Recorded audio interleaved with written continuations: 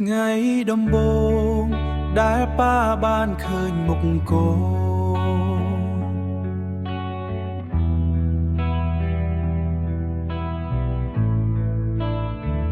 បេងដូងប៉ាហាក់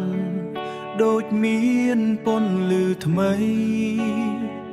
ដៃតូចកាន់ម្រាមដៃប៉ាយ៉ាងស្ងៀមស្ងាត់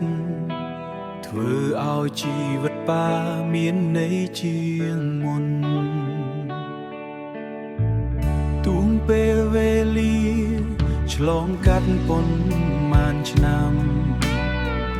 កូននៅតែជាក្មេងតូចក្នុងភ្នែកប៉ាស្នាមញញឹមកូនជាកម្លាំងចិត្ត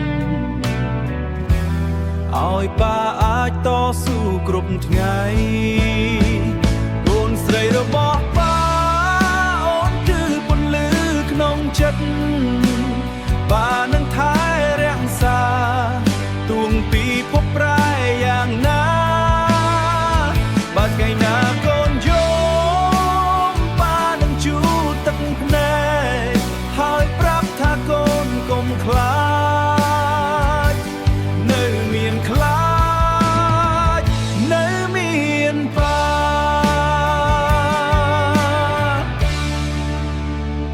ពីក្មេងតូចដែលរត់មកអោបប៉ារៀងរាល់ថ្ងៃ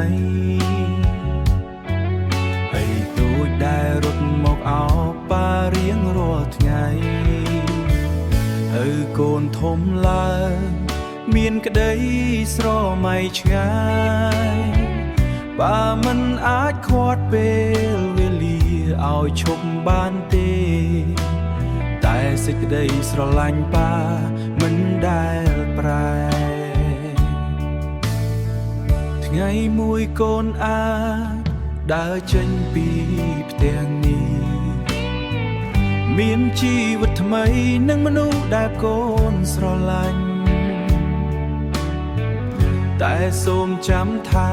ទ្វារផ្ទះប៉ានៅតែបើករងចាំកូនជានៅកូនស្រីរបស់ប៉ាអូនគឺបេះដូងជីវិតមិនថាកូននៅទីណាប៉ានៅតែស្រឡាញ់បើថ្ងៃណាអងកនលែងស្នាំត្រឡប់មកវិញដៃប៉ានៅកក់ក្ដៅ